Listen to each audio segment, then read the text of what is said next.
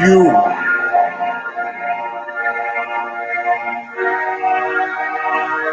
are now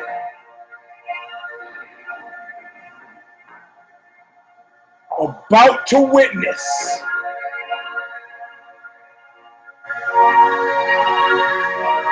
the awesome, crushing might of the Boris box is better. Here we go. Knuckle!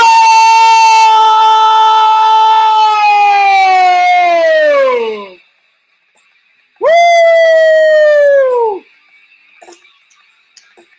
Dizzy. Welcome, my friends, to a show that seemingly apparently never ends. Round number 309. I crawl inexorably closer to the fateful 251. If you haven't figured out, this show is numbered backwards, baby, like Time's Arrow. Book by Martin Amis, read it.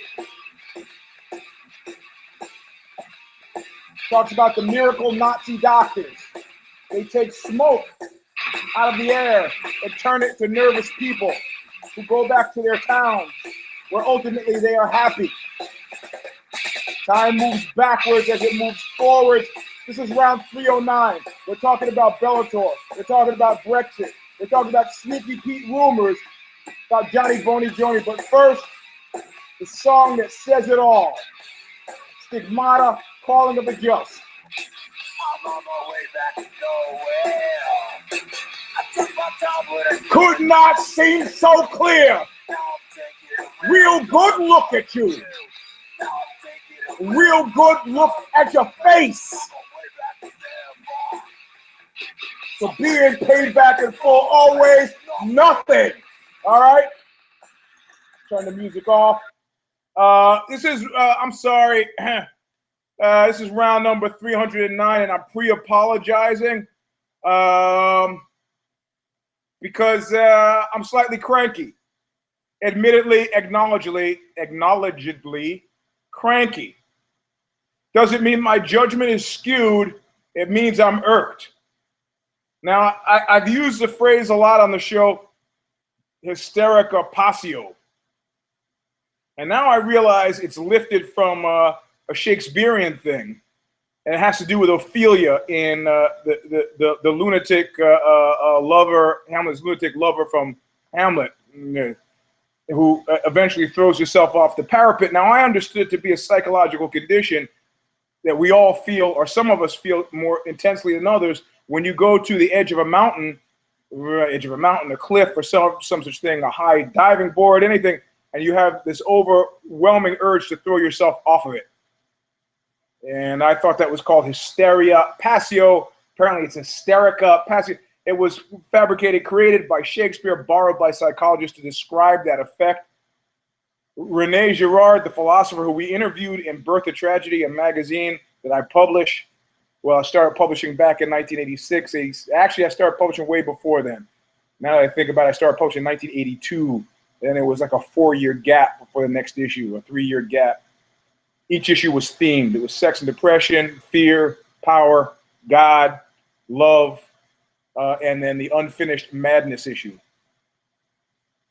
But Rene Girard, who I think we may have had in the God issue, I can't recall, is not what it used to be, had a couple of things that he talked about. And he talked about mimetic desire as being the font, the wellspring of all human conflict. Like Boris says, I get a clock radio, he wants a clock radio. That's a bad Kazakhstan. That's a bad Sacha Baron Karen Borat vocal imitation. He gets a cow, I get the cow. Yeah, no, I get a cow, he gets a cow. I get a clock radio, he gets a clock radio. This desire that we have for things, experience, that is completely justified on the basis of, well, he's got it. If he's got it, I don't know if you've been in that emotional situation where a person, man or woman, whoever, that you had middling interest in, but watching somebody else. I have a pair of shoes in there that I was half-ass interested in. Some guy comes into the shoe store in the used bin, sees me mulling over the one, grabs the other. And before I even know it, I'm saying, yeah, I need that one. I've worn those shoes exactly one time. They barely fit. They look great, but for them fitting. So he talked about mimetic desire as being a wellspring of conflict. And then he also had this thing about the periodic, what he called a sacrificial crisis. And they happen, we go through these cycles where they happen, where we have, Jesus figures who come and emerge and allow the community to expiate its sins, or somehow take all this accumulated mimetic desire and wash it clean, which is very Christian in its idea, which is supposed to be what's happening, that Christ is somehow buying our passage through, or if you're Dante, he's bought the harrowing of hell. He's bought our passage into eternal life through his sacrifice. It's completely crazy if you think about it. But what's not crazy is how people's minds really work. That's not crazy. Not crazy at all. So we've seen that. And if you haven't figured out, I'm using this to segue into the Brexit. We can't, those of us who don't live in the UK, let's look at the beam in our own eye at first. I don't care where you were politically. Do I get much disagreement from this idea that 8 years under Clinton were financially lucrative? I don't know if they were for you. They were the best 3 years of my life, financially speaking. The best 3 years, Now, I don't know if anybody listening to the show bought the umbrage, the outrage connected to fellatio in high office. I would, if you felt really a certain amount of umbrage or outrage about Clinton and Monica Lewinsky, please leave it in the comments and explain to me why you would give a solid good goddamn what one person is doing with their penis. Oh, and don't give me that stuff about he's supposed to be focused on the business of the state. What? If he was like most fathers I know, he spent an inordinate amount of time reading the newspaper on the toilet. You're going to take that against his account for leading the world, the most powerful nation in the world? Yeah, the guy was maybe predatory. Maybe took the easy way out. I think he was largely forgiven when America got a gander at the intern, but I'm not out to ugly shame Monica Lewinsky. That's not the point. The point is you have to dig deep to say that the 8 years under Clinton were bad. The banks hadn't crashed yet. And if you were a super predator, if you were maybe, if you were some, as they tacked right to kind of steal the thunder away from the, this now frustrated chattering class on the right, or political or Republican establishment, if you were, maybe you have complaints. But largely, I thought it was okay. But you could feel the nation. One, Gore was an underwhelming candidate, but you could feel a nation just like, fuck it, let's try something new. I don't know, things were all right, but fuck it, let's get the tumbrils rolling and throw the bums out. Oh yeah, George W. stole the election. Whatever. There are too many arguments. Let's see what happens. 1933. Let's see what happens. Hitler was voted into office. Let's see what happens. It's the same urge, the hysterical passion, or the same urge that used to strike me. I was an inveterate button pusher as a child. Hey, Grandma, what does that button do? I don't know. Leave it alone. I'm just asking, what happens if I press it? Here's a don't press it. Overwhelming compulsion, bang, press the button. The whole escalator stops. Everybody's got to walk off. People are looking. My grandma's yanking my arm. I go, oh, that's what it does. I never got in serious trouble when I was a kid. It was always out of curiosity, which kills the cat. Hey, what is that thing there that you guys keep touching? Well, that's a thermostat. Well, what does it do? Don't touch it. You'll blow the house up. I'll blow the house up. You'll blow the house up. They turn their back. About half an hour later, everybody's, oh my God, it's so hot in here. Who turned it up? I turned it up. Why did you turn it up? I want to see people blow the house up. Why would you? Button pusher. America, button pushers. What would happen with a George W? He seems a hell fellow, well-met kind of guy we'd have a drink with. Gets in the office, rides in the office on a horse, all that bullshit. We know you're from Maine. Don't give me that y'all stuff from Texas. Well, I went to school in Texas. Hat doesn't make a cowboy, buddy. Kind of Bunkport cowboy. They ignore it because we know better. Boom, 9/11. You know, it's like punching the guy down at the end of the bar when the guy next to you spits in your drink. I got it. 8 years of freaking misery. 8 years of total freaking misery. If that guy had had a third term, we would be sitting in bombed out rubble like Dresden in 1946 or 44, whenever. I mean, it was bombed during the war, but I'm sure in 46, Dresden was fucking surrounded with people sitting in the dirt thinking, how did it go so wrong? We do it to ourselves every time. Every time.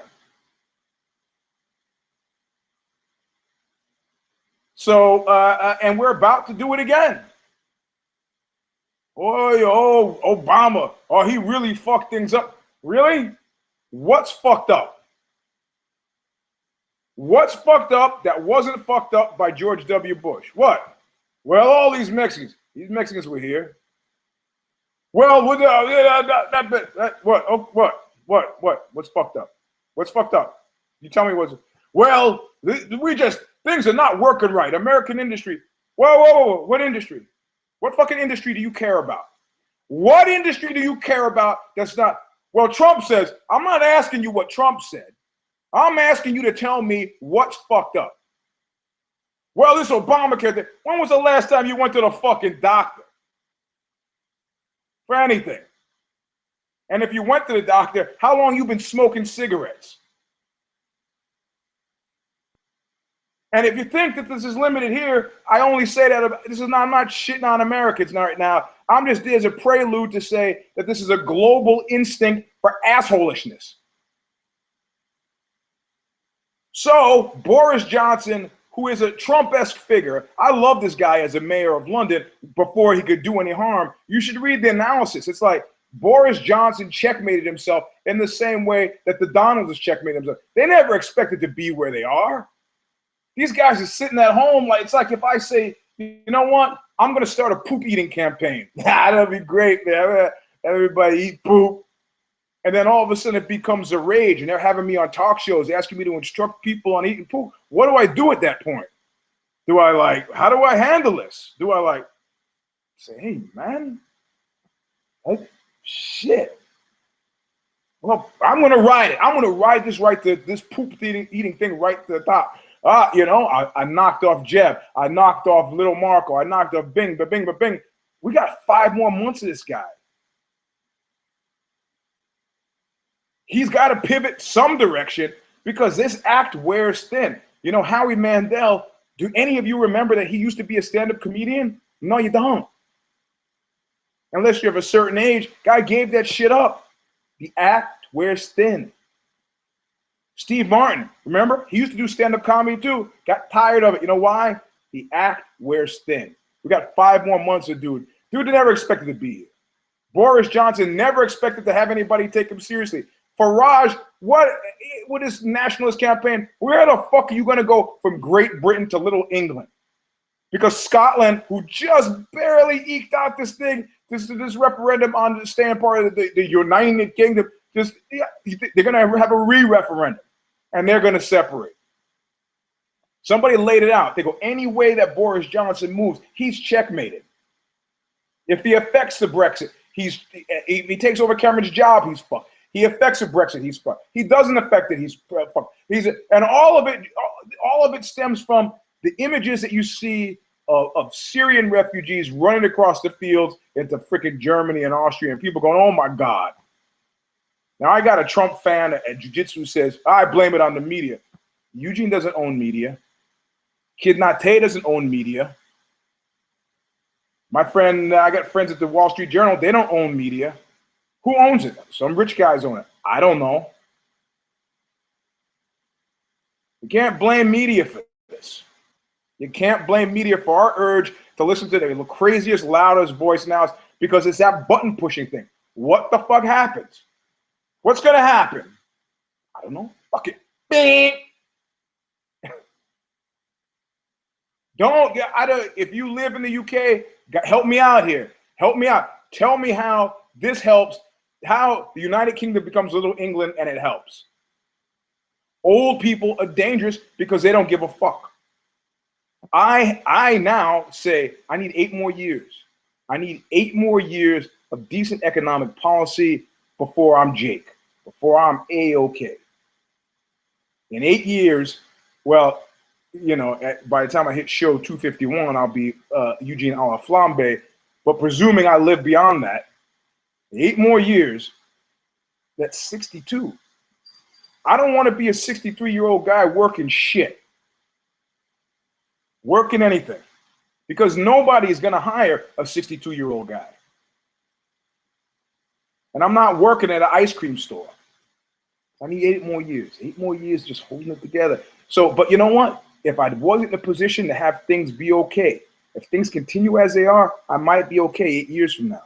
If I was in that position, I would say, fuck it. Shoot for the moon. Things can't be any worse for the downwardly mobile middle class in England. Fuck it, take a check. But you know who's screwed? Anybody under 50 in the UK, what used to be the UK. It's nice to think about this idea of things being as they used to. Used to when? When the fuck? What used to? Used to. Why don't you start riding a horse to work? See how that works for you. How things are in the good old days when you could ride a horse to work. Forget that. Why don't you go and open a barrel making business? Or make clogs? Or other things to be the way they used to be? God damn you. This is ultimately the most self-defeating, what do they call it? Nihilistic, you know, thanatos, you know, death-hungering move ever. You know who it'll be good for? It'll be good for the U.S. Ultimately, you know who else is good for? Germany. You know, this is like setting your house on fire because you got a problem with roaches. And I'm sorry if you think I'm making a parallel to Syrian refugees. Look, they had a move to take Syrian orphans and integrate them and put them in UK orphanages. And Farage is like, nah. That's actually the most genius plan of all. That's it. Because if you don't like this plan, then you think the problems in the Middle East are genetic, which I happen to semi sort of agree with, but not really. One of my best friends when I was 6 or 7 years old, this guy Richard, who was either from Palestine or Lebanon, and he would get in these frothing freakouts.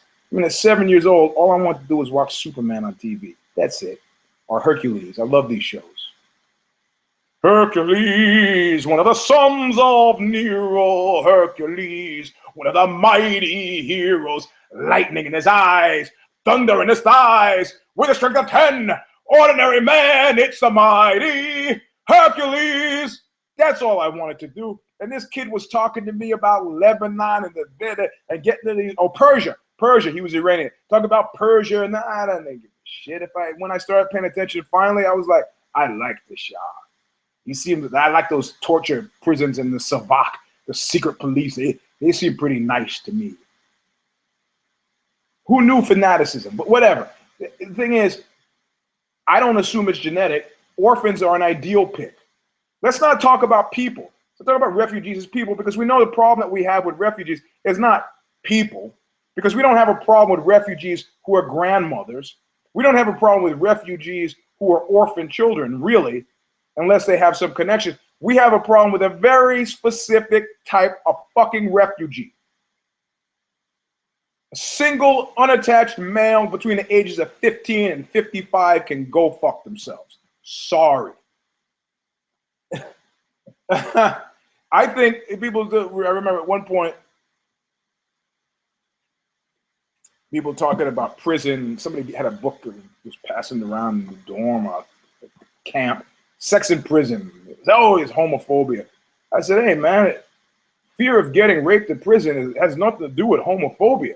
It's a fear of getting raped in prison by people who might like to rape you in the prison, who I think if they're looking to rape your ass, though they might not consider themselves to be homosexuals, I think you might say they're homosexuals. People engage in homosexual activity. They don't self-identify. Plenty of guys in prison don't care. What I'm saying is, if you have a single unattached male who's 25 years old, society after society have figured out that these men are trouble. Mormons send them on missions. We have the army. We have other single-sex groupings to take care of these guys.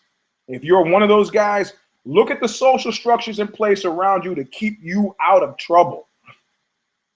If you say, I went to 4 years of college, great. Leaving with what kind of debt? Can't fuck around with that debt. The guy who goes to Orlando nightclub and shoots up Pulse, where was he from?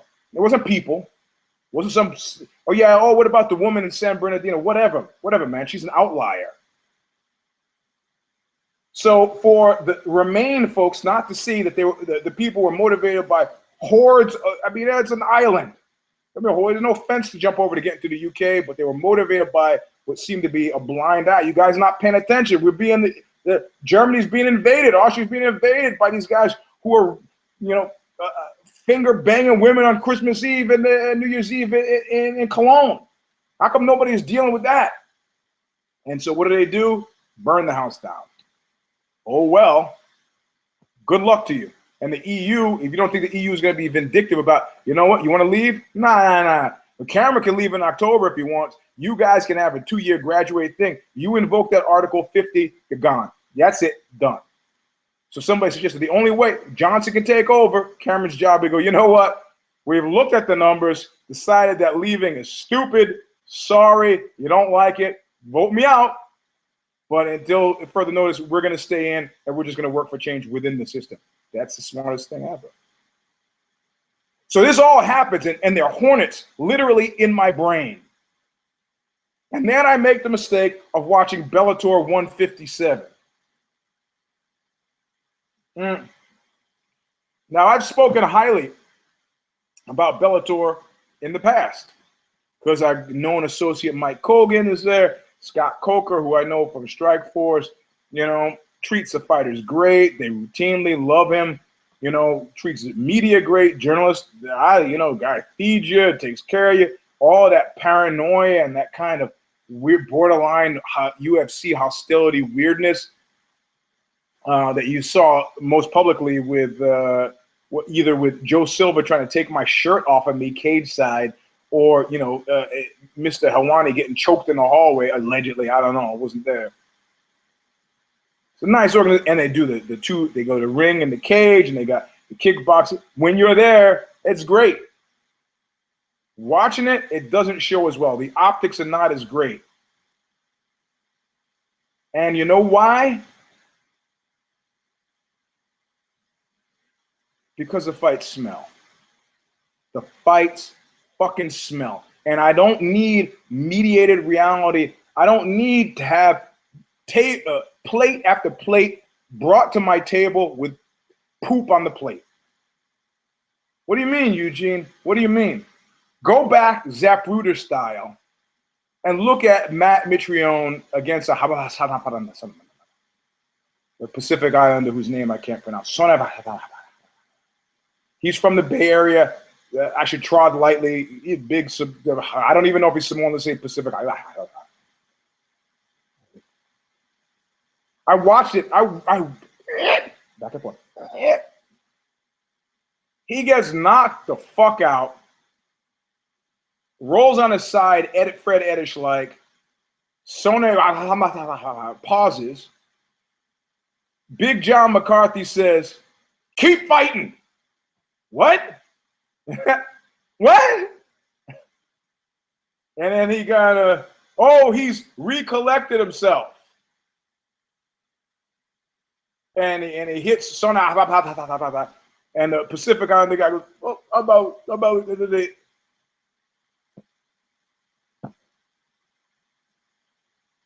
I mean, if Matt Mitrione, who they it's not so much they poached him from the UFC, he had troubles. He's still an A-list property because of all the marketing half. But if you have a narrative that suddenly is, yeah, they're picking up our has-beens and used to be's. You can't have them fight like has-beens and used to be's. The guy's win-loss record is as checkered as they come. He's no Wes Sims, but he's not. You know, he hits for the fences, and that's why he has a win-loss record that's like the guys, the old UFC, with the guys like, fuck it, yeah, I'll take him, I'll do it. You know, he's not really fight managing well, and I like that. So I don't know, but you know what? Go to ShareDog, go to Fight Finder, and look up Brian Schwartz. And Brian Schwartz, he's had a few fights. I guess I could do this myself, but every time I start going online when I'm doing the show, things get weird, so I'll leave it to you. And Brian Schwartz fought a fighter from North Carolina. I've told this story before. Brian Schwartz is a Bay Area guy, known mostly as a kickboxer, was trying to make inroads into MMA. This guy knocks him down, gets ready to leap on Brian Schwartz, and pauses in a really aggressively obvious way, and then says, "Come on, get up."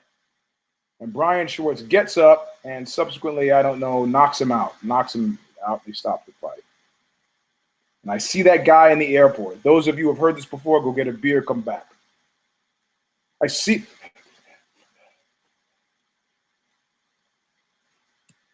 him in the airport.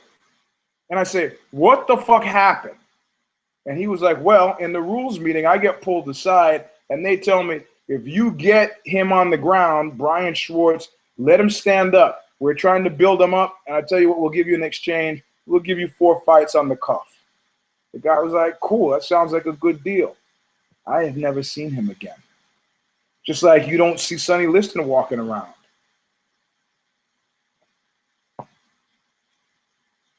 You know, so don't tell me, and I think I actually had the guy on a Knuckle Up, and I had him say this on the air. It's part of the historical record.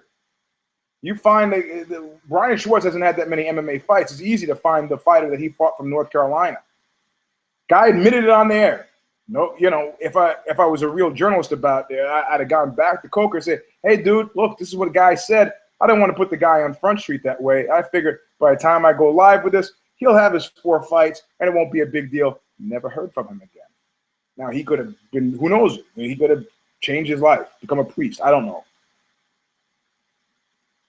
But when I see Matt Mitrione get knocked the fuck out, take 2 unanswered shots in his face, and get urged by Big John McCarthy to keep on fighting, and then he knocks out the Pacific Islander, who is now glad-handing, you know, what kind of inducement? Nobody knows Sona. So the Pacific Islander guy who was fighting, this is a good chance. The most important guy to his career is Matt. You know, if it was enough of a fight, now you can start screaming about a rematch. You guys got some kind of series. If people like it enough, and I guarantee you people were screaming because they like big knockouts. Quentin Rampage Jackson comes in looking like shit. Rampage is a known associate, quasi-friend of Knuckle Up. He officiated one of my daughter's MMA fights, which she won. Was super nice to my kids. I love the guy. Know the guy through Todd Hester, the former editor-in-chief of Grappling Magazine, and then Gladiator Magazine with a friend of mine. But dude, man, he climbed off the fucking taco truck. Yeah, okay. Where's that guy? Kick it. Yeah. Come on, man. Come on. I understand. I understand the fatigue. Nobody listening to this show, I guarantee you, with my very minor exceptions, is there anybody listening to the show right now, watching this show right now, who has done a job for 10 years? I mean, yes, I've been a journalist for 10 years, but not for the same company. I almost died today. This heat wave, you think training with a gi is fun and a heat wave? No, it's not. So Rampage comes out and he wins a split decision against Ishii, the Japanese guy. Didn't smell right to me. The only fight that smelled right was Chandler against Patricky. It's like Sorrell, Dream Crusher Sorrell can't say my name. He never calls me Eugene. He calls me Eugenie. Hey, Eugenie, for whatever reason. Don't know. Patricky. That was a solid freaking knockout. And then Chandler, man. I'm not jumping up on a cage like that. Stand up on the cage. I did like him seeing his woman and screaming at her, yo, yo, yo. I see my woman, I'm going to do that no matter what the occasion.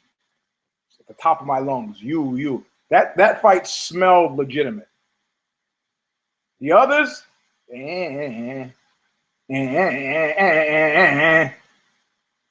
don't know. And I know this because I know dude from long back. I've been watching Strikeforce and before Strikeforce when he was doing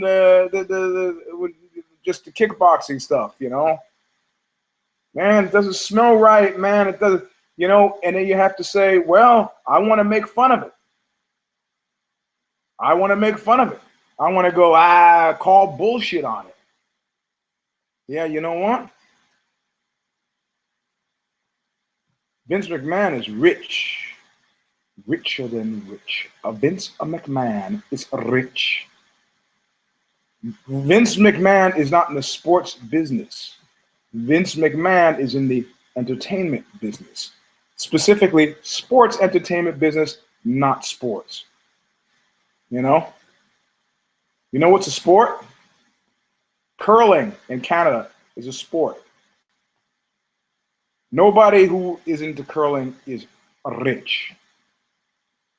They might have money, they're not rich. So, but that's by way of saying, who am I to say?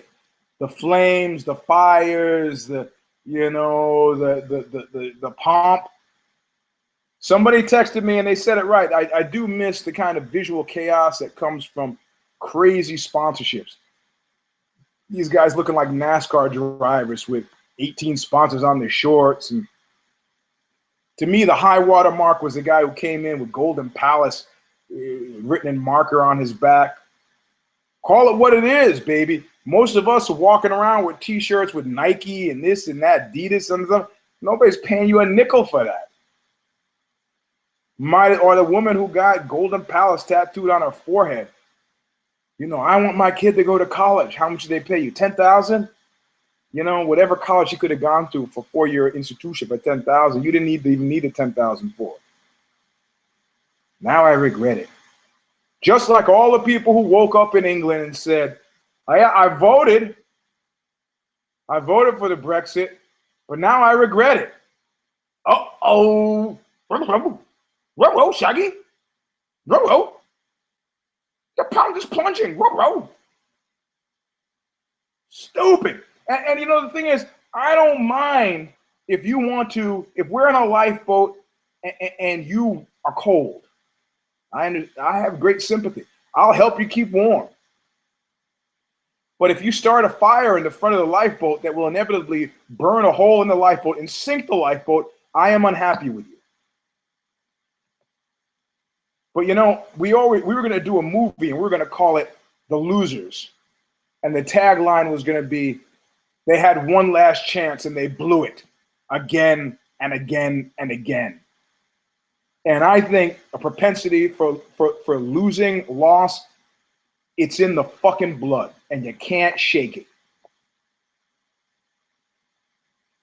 And I say this, it pains me to say it. I got people who I'm related to who have it.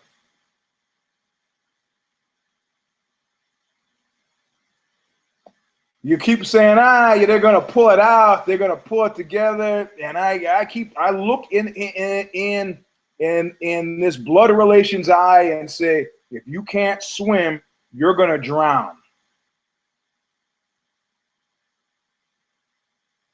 I'll hold the boat for you as long as possible, but if you can't get up here, you're going to drown. You're not getting better, and you're not getting younger.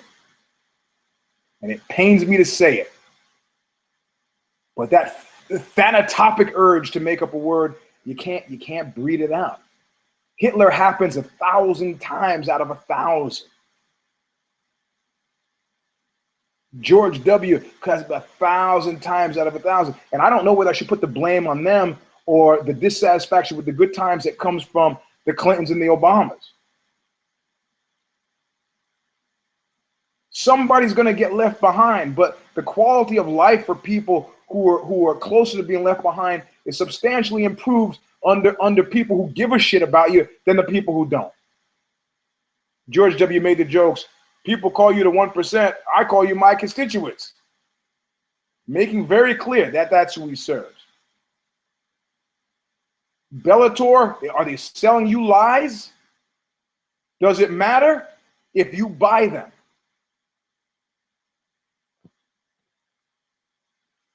If you buy them, does it matter? I don't know. And in that same voice, you know, I got my spies in Albuquerque. And Jonny Boney Joney says, if you go to Bloody Elbow, says, sorry, you can see my throat's better. I've been taking the Zantac thing or whatever it's called. Or Rena, whatever, something, the official name. So whatever acid's been burning my throat has stopped. I almost got it back. So Jonny Boney Joney is saying somehow heavyweights have gotten less interested. You know what that's about, don't you? You know what that's about? We are collectively superstitiously aligned. Our lessons are tribal lessons. And a Conor McGregor who finds himself in a very special kind of hell as an object lesson to a Jonny Boney Joney who is like, yeah, I'm going to go here. I'm going to do there. I'm going to finish. I'm looking forward. And Jonny Boney Joney watches what happened to Mystic Mac, who now is stuck. He is stuck. It's like somebody says to General George Custer, you know, they're going to be a little bighorn. They're going to be an overwhelming force of fucking Indians. They're going to, nah. No, man, really. Nah, I don't think so. Come on, man, I told all these people we're going to go up there. I got it. Fuck it, I got it. And maybe something will happen. Maybe the Indians will trip. Or maybe they'll take a wrong turn, but nah. Okay.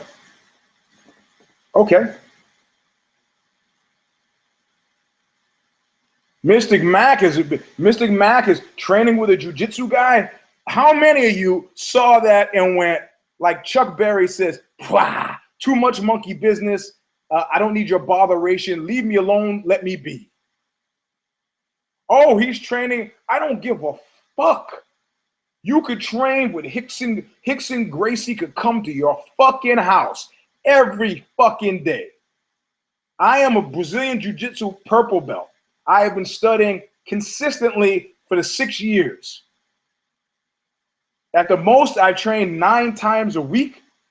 Right now, I've leveled off at 5 or 6 times a week. I have won multiple world champions at blue, at purple. And I can tell you, Hickson could come to my house every fucking day from now until UFC 203, and nothing is going to change.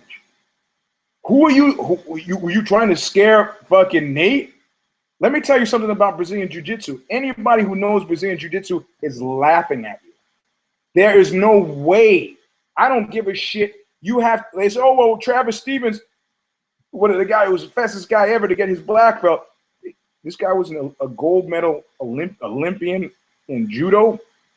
And he is a very different story. And the reason we know his story is because it's so anomalous. BJ Penn, also an anomaly. It's not going to make a difference. He's stuck. He's stuck. He's stuck. He's stuck. And the jungle is happy to have him stuck. The bald one is happy to have him stuck. He's a cash cow with no upside. Jonny Boney Joney was like, I'm going to go heavy. Whoa, wait a minute. Do I want to get stuck in that freaking cul-de-sac next to Conor McGee?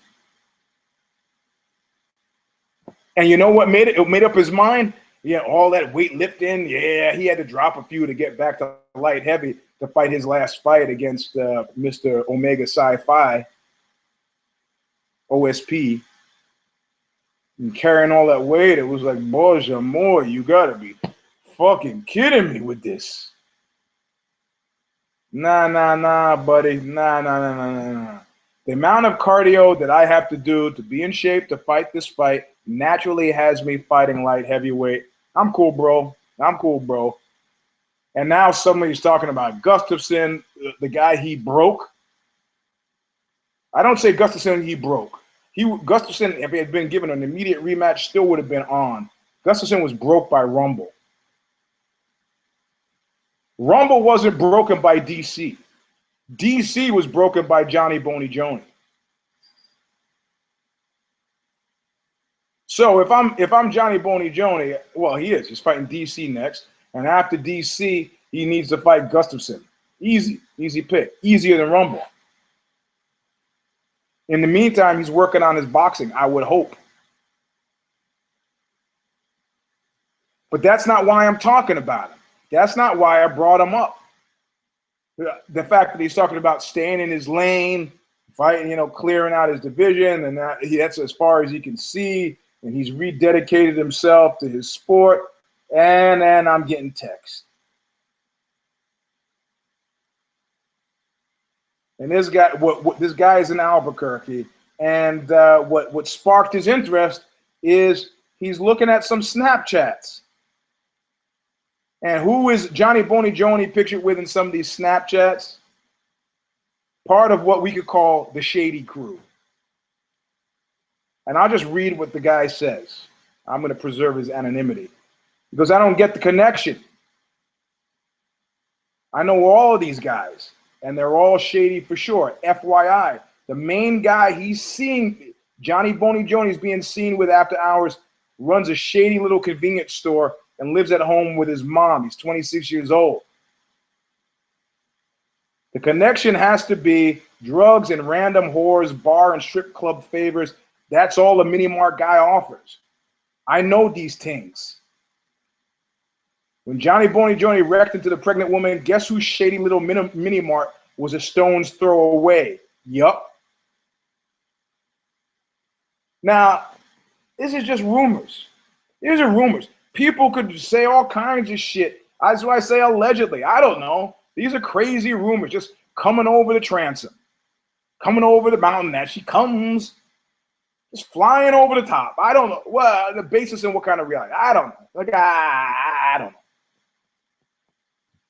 how true it is. But, there's a guy, some guy's got a show in Albuquerque. Start tweeting out shit. Oh, you just talking shit about Albuquerque. He can fuck off.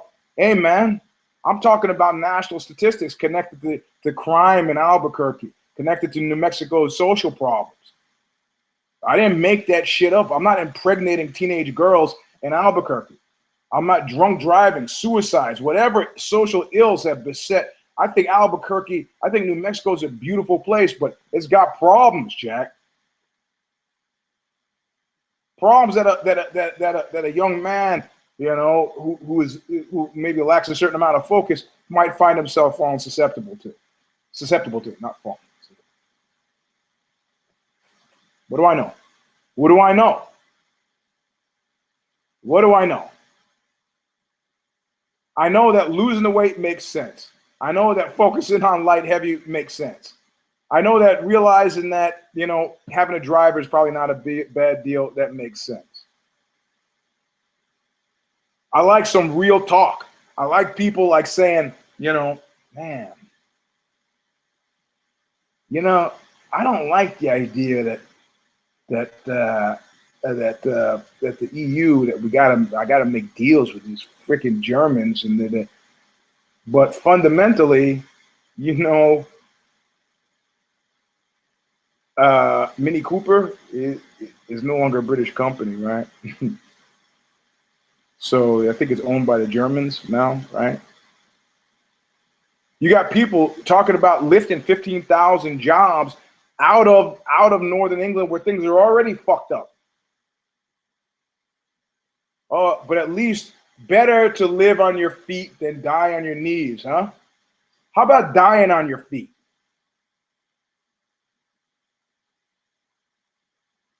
Like you had anything to worry about. Yeah, I know. There are a lot of the refugees, and look, you know, okay, you know, Caribbeans, the West Indians coming to England, you know, in the Brixton riots and so forth in the 80s, police brutality, whatever. Lyndon Kwesi Johnson, Sonny's letter, Mama, you know, they stopped the youth fund, stopped them for sauce. Yeah, I got it.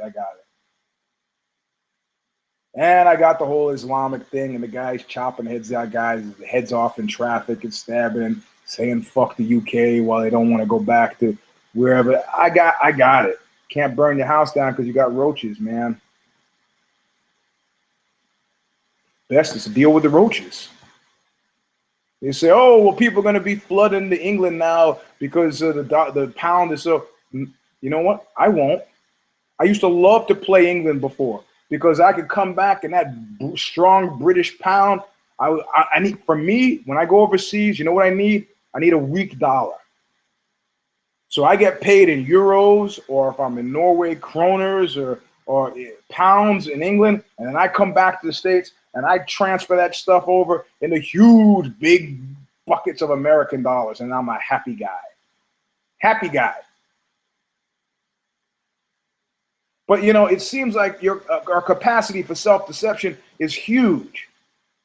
Now, I didn't see any numbers connected to Bellator 157, but, you know, there were a lot of people watching it, I guess.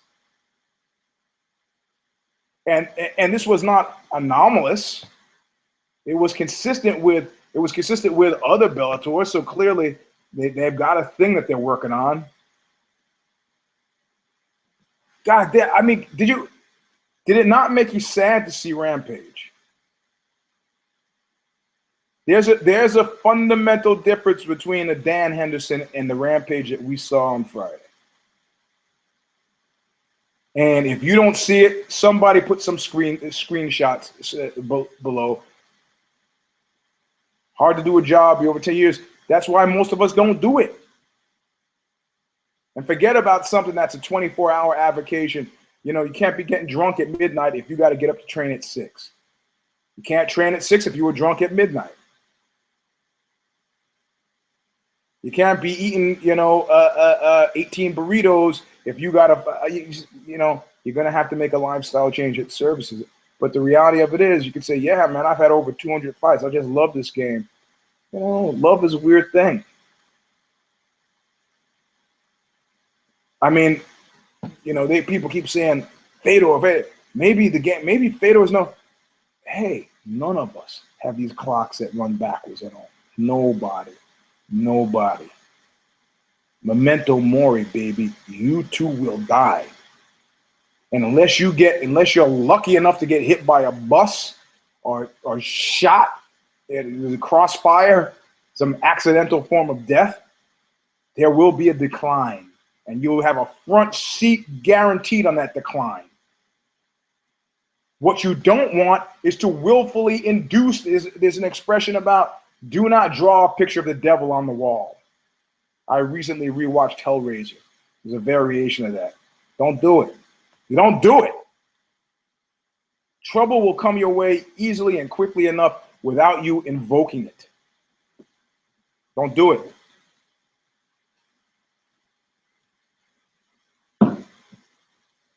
Did I put vodka in that? Who knows?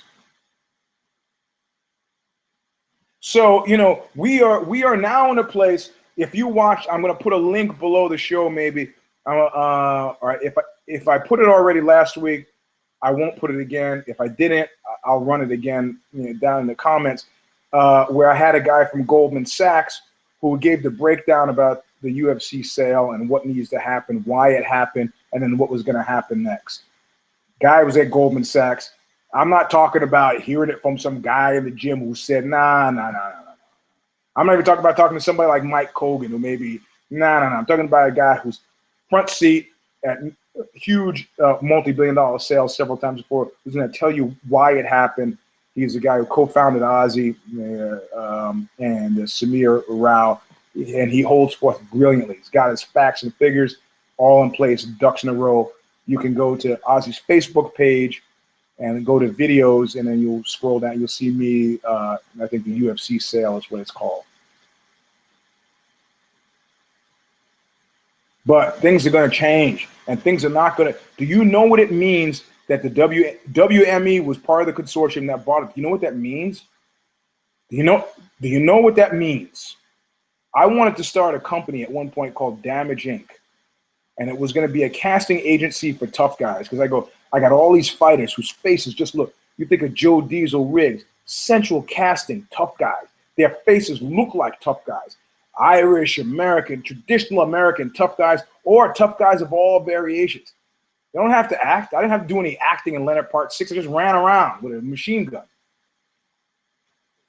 I call it Damage Inc. I got all these fighters get headshots. I get headshots taken for $50. I send them out. People know. They want tough guys. They come to us. Something else I never did. I had the idea for Yahoo before Yahoo. Something else I never did. WME, William Morris Agency. That can't be right. WME, what is Enterprises? William Morris Enterprises. I don't know what the E stands for. But they have bought in wholesale. You know what this means? It means they don't have to deal with trailer park managers to get to. It's all about the synergy, baby. I was sitting watching this movie. I think it was called Jacob's Ladder. And at some point, the guy is in heaven. And he comes face to face with a black angel. And everybody starts laughing in the theater and like hooting and hollering.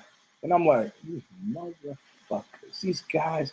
Oh, I guess you can't have a black angel, huh? I guess you just can't. You know, that people just can't accept. And so I'm listening, and then I'm grousing and listening and grousing. And somebody goes, Patrick Ewing. And I don't know shit about basketball. But suddenly, through the mist, it comes like, oh, shit. That's that basketball player, Patrick Ewing. I got it. That's why everybody knows. It was great. It was a draw. If you were to think about this for a second. You take every single MMA fighter who's made inroads into motion pictures, TV commercials, or TV shows. So now we're talking about Gina Carano. We're talking about Honda Housey. We're talking about Randy Couture. I saw Hickson Gracie in The Hulk, as well as in one of those Lethal Weapons. You got the guy in Red Belt. Let's just, for the sake of argument, say that there were 10 substantial jiu-jitsu players, whether it's Tom Hardy in Warrior, with Anthony Rumble Johnson, the guy Sam Sheridan was in commentary. If you take all of the MMA folks, and I'm going to put Jason Statham in that category. Sorry, I know he's just an actor. And you would have put them in a room and have them write out on a piece of paper how much they made in movies, you would have a number that would cause you to choke. And now they're in-house. This is a big deal. We're now talking about the integration of MMA as a lifestyle, and they're going to do something like I predicted years ago. I predicted back in the 90s that MMA was going to be huge because it was a combat sport where white guys were competitive, and there were upsides beyond that. If you're a white cat who's a great wrestler, you started as a kid, there are kid programs. Moms don't mind seeing their kids wrestle, don't want to see their kids box necessarily. And you can wrestle straight from the time you're 6 years old, even with Title IX and the probs, from 6 years old straight through college, 21. Make a transition. Some guy approached me, want to pitch a story for me at Aussie about Jordan Burroughs and Kyla Harrison, these Olympians who judo and wrestling who are going to make the transition. You know, Randy Couture used to be an assistant wrestling coach, like up in Oregon or something. After he got out of the military or something, but never in his wildest dreams did he imagine himself to be as rich as he is. Everybody can't be a Cael Sanderson. Even Henry Cejudo took the MMA money because, you know, USA Wrestling was going to pay him how much to stay away? Not enough. That's how much. We are about to see wholesale integration into the fabric of mainstream America MMA. And if you think this is an ill win, I'm going to tell you, it's an ill win that will blow quite a few people some good. And don't feel sorry for the bald one who will help with the transition, but ultimately, he's not going to retire sitting at his desk in Vegas. Don't feel sorry for that guy. $400 million, that's a lot to dry your tears on. And if somebody like a Goldberg hasn't planned for the future, then we can't help you, buddy. Can't help you. Joe Rogan, you think he needs the money? I like him. But, you know, the sport can change. What you're looking for is a qualitative uptick in the fighters. You're looking for Jonny Boney Joney moments. I'm not talking about crashing the pregnant women moments.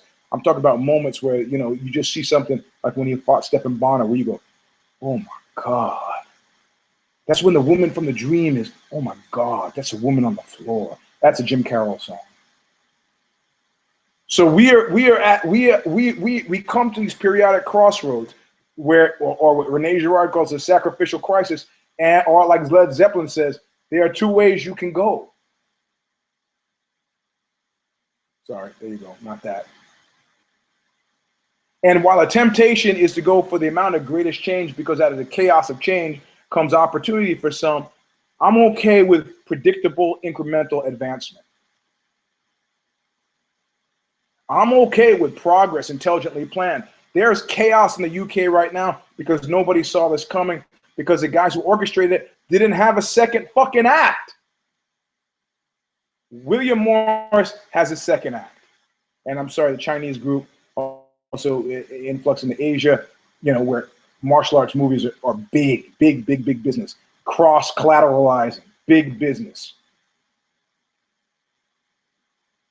What you're seeing with this sale is you're seeing brains in action. What you're seeing in the Brexit are brains in action. But how you use these brains are two specifically different paths. When Jonny Boney Joney says, you know, I'm going to stick a light heavyweight, I'm presuming that's a brain in action that's making the right turn, despite hanging out with the mini-mart guys. One thing you discover when you're famous is that suddenly you get how do you get entree? Why do you think somebody like Lindsay Lohan has drug problems? People go, oh, I heard she's in the drugs. Men who are celebrities have problems too. You don't think Bill Clinton is still struggling with women who know he's got a problem? All these guys who are like former sex addicts that I know, you know, friends of mine who used to be like sex addicts, you know, think I'm going to get married and I'm going to wear a wedding ring and that's going to take care of my problems.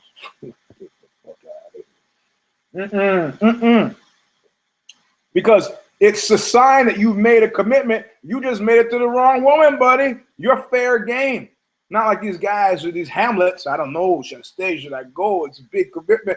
No. So we're winding up. We're concluding the show. And I have to say that you as you're not a passive participant in all this. You're not a passive participant in all this. I got friends who are Bellator. Scott Coker's a great guy. Bjorn Rebney, who used to run Bellator, from what I hear, was not a great guy. You won't hear any fighters who talk that nobody's hating on Scott Coker. Even guys who he's fired, he's taken Machiavellian's thing and pushed it, Machiavelli's thing, and pushed it. It's like, friends come and go, yes, but enemies are enemies forever. Scott Coker's not about making enemies. But signing on to what they're selling, God love you. You like WWE, fine, okay. I don't.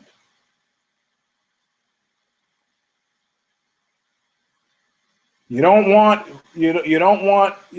males between the age of 15 and 55 washing up on your shores, so you burn down your house. It doesn't take a genius to figure out that if 4 of us want to pool our money together, we're going to do better off than if I'm just trying to gather my own pennies. What is that joke about how Jews do business versus Gentiles? Gentiles go, fuck it. Jews go, fuck it, let's make this work. If Boris Johnson pulls that, that's his only way out, because anything else is fraught with peril and despair. Jonny Boney Joney seems to be making smart moves. Who knows? Smart moves are not toward the mini-mart. They're in the other direction, my friend. Heavyweight and no heavyweight, but not going heavyweight seems to make sense. Mr. Mac, bullshit on that, buddy. Like I said, you could do 24 hours of jiu-jitsu a day up into your fight, and that shit is not going to help. You're going to have to face that fact. Coach Dream Crusher got my mind right and all that. And like I tell guys who I'm training with, if you were going to be able to, some guys do. Some guys come in and they've got a propensity for it, and they get in that fast lane, and they start as white belts, and I've seen them come as purple belt, blue belts, and now I got to be real careful with them, lest I get tapped. A moment of inattention. These guys are quick studies. They might pass me right by, but in general, if I keep doing it and you keep doing it, in other words, you're not going to get ahead of Nick on this. You're not. Even if you're trying to do the okie doke by working on your boxing, by making it seem like you're getting ahead of your jiu-jitsu because you realize you can't do the jiu-jitsu, get ahead, it's not going to work, man. And from Nate's point of view, he can't lose. Even if he loses the fight, it's a trilogy in which he's not going to lose the rubber match. 2-1. Where does that leave you? And how many doors do you have to open into your wheelhouse before Dos Anjos or Jose Aldo goes, come on, baby, here we are. Red panties. I need those red panties, mommy. Come on. Anyway, show's over. Thanks for spending this time with me. I got to go take a shower. I'm stinking from training. I'm almost died. I'm going to put some more fluids back in my body. But we'll see you next week. We'll see you at If I Did It. This show is picking up steam. And yes, I did make an appointment with those guys who I alluded to last week. I'll let you know as soon as it's appropriate to do so. What happens with that could be cool. Care, don't care, because we got some fights coming up. We're going to talk about next week. At Eugene S. Robinson, if you want the Twitter thing, you got to send the invite because I want to know who you are, who yous are. I want to know who's in the party. That's all. That's it. That's why I protect myself. And I'll put a link below, something cool. Anyway, we will see you soon. Look what you made me do!